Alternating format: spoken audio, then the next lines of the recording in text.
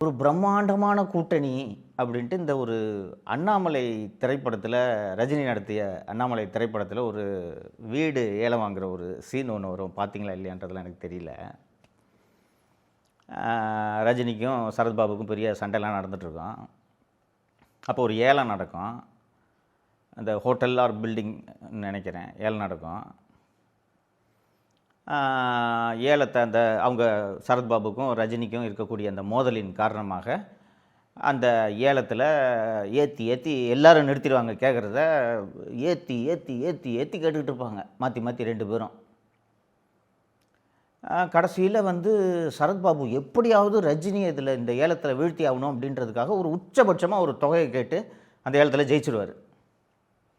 ஜெயித்தோன்னா சரத்பாபுவுக்கு அந்த நம்ம எதிரியை வீழ்த்திட்டோம் அப்படின்னு இந்த பெருமை இருக்கும். ரஜினி ஸ்டைலாக சொல்லுவார்,